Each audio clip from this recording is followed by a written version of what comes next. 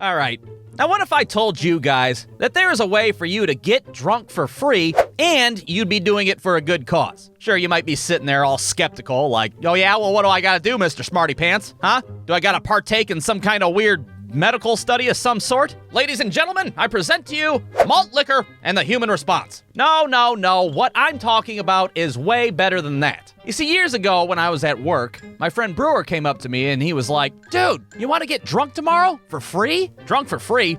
Dude, I am not trying to go back to your Uncle Gary's house again. Last time you got all drunk and wanted us to take our shirts off. No, dude, I'm not talking about going to my Uncle Gary's house. I'm talking about getting drunk with a bunch of police officers instead. You see, long story short, Brewer just so happened to know somebody that was enrolled in our local police academy. And I don't know if you know this or not, but, well, a big part of being a police officer is knowing how to do field sobriety tests on drunk people. Well, you can't teach police cadets how to do sobriety tests on a bunch of sober people now, can ya? You see what I'm getting at?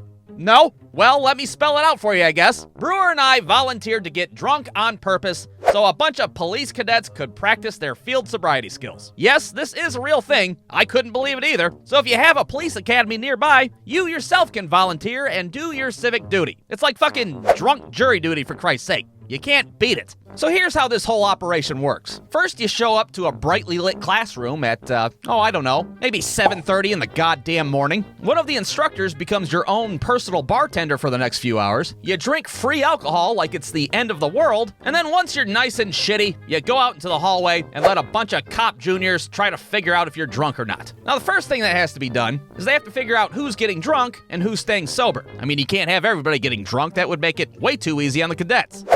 Well, looks like everybody's shitty. Case closed. Now, there has to be some sort of a control group to mix it up a little bit. All right, first things first. We need some people to stay sober. Do we have any volunteers? Anybody? Anybody at all? Oh, god damn it. Why does this happen every single year? All right, table number 1, you're the drunk asshole table. And table number 2, you're the lame ass sober table.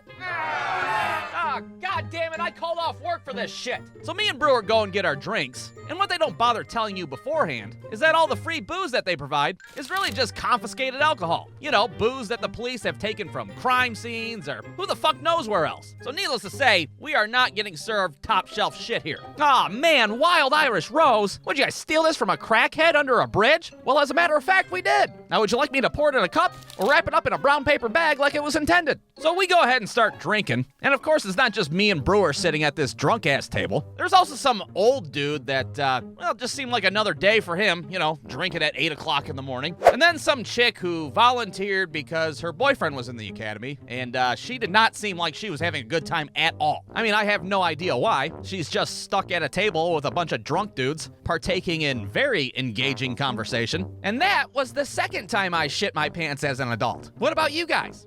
Last October, fucking pizza bagels. I don't give a damn if pizza's on a bagel. You should not have pizza anytime. I shit my pants back at Woodstock when Jefferson Airplane came on stage. Whoa, you were at Woodstock? That's badass. That is badass. Yeah, I gotta say it's pretty fucking badass too. Yeah, I don't know what her problem was, but she just drank by herself in silence like somebody's grandpa. Oh well, can't please them all. Well, I'd say about 2 hours into this little experiment, you could say that me and Brewer were officially shitty off of our equally shitty alcohol. But surprisingly, we weren't the drunkest people at the table.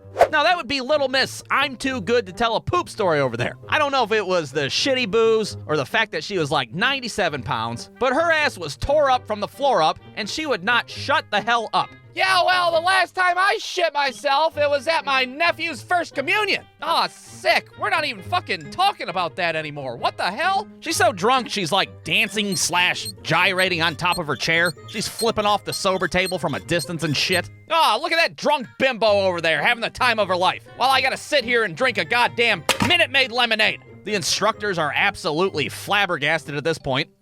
We should probably cut that one off, don't you think? Yeah, I suppose so. Every year there's always one. Goddamn Wild Irish Rose did it again. Now at this point, we all have to take turns to go to the front of the room to blow into a breathalyzer and, you know, see exactly how shitty we are. Now, I personally blew a .16, aka twice the legal limit. It was not recommended of me, but, well, it's for America's future, goddammit, I had to go hard. Well, now, of course, the drinking's over. It's time for the sobriety tests. And guess what? Brewer's the first contestant. Well, his ass does not last long in his fucking sobriety test, let me tell you that. Okay, now I need you to touch your pinky to your nose.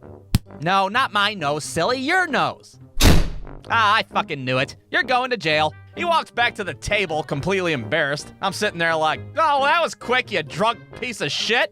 Here, let me show you how to get drunk and lie to the police. Watch and learn. So I go out the hallway, and the cadet that I'm paired up with just so happens to be that drunk-ass chick's boyfriend. At least I think it was him. I'm pretty sure that's what it said on his name tag. I don't know, I was drunk at the time. What can I say? All right, sir, have you had anything to drink today? Not as much as your crusty-ass girlfriend, that's for sure. What? Nothing.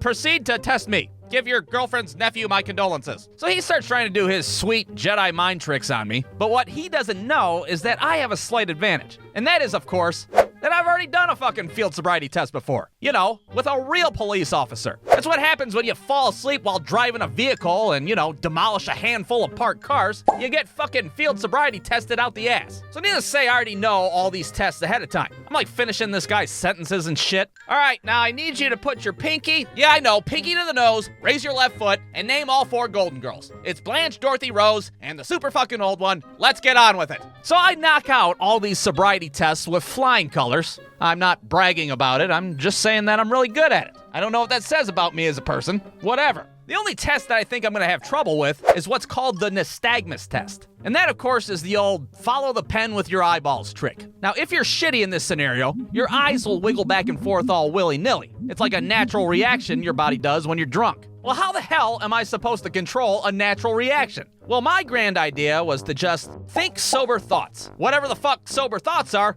I have no idea. But for me, I just thought about like 5th grade math terminology. Anything that I could remember. So he's out there waving his pen in my face, and the entire time my brain's like, numerators and denominators. Isosceles triangles, the goddamn Pythagorean theorem. Now, I can't tell you if that helped or not, but what I can tell you is that I passed the fucking test. I walk into that classroom feeling like a goddamn superhero. Yeah, you see, that's how it's done. Hey, your boy out there passed my drunk ass. I think he needs a little bit more book learning. Now, was I the only one at our table that managed to pass their sobriety test? Well, what about little Miss Hula Hoop McGee over there? Surely she didn't pass her sobriety test, right? Well, you wouldn't believe me if I told you, but somehow she totally did not even fucking get a chance to take her sobriety test. Her ass was so drunk at that point, she could hardly pick her head up off the table. Are you kidding me? The instructors were just standing there like, well, I don't think we should even bother with her ass. Fucking Helen Keller could figure out she's drunk as hell at this point. But the most screwed up part of this entire story was that when her drunk ass blew into the breathalyzer, she never blew past the legal limit. Beg pardon? How the hell does that work? Yeah, tell me alcohol doesn't affect people in different ways. They had to carry her ass out of the classroom like a wild animal, for Christ's sake. You can't tell me she wasn't drunk. I don't care what your goddamn R2-D2 machine says. So the moral of this whole little shitty story is, yeah, you can get drunk for free, and you can do it for a good cause, but not if you have the fucking alcohol tolerance of a diabetic 3rd grader. The end. brewstew.com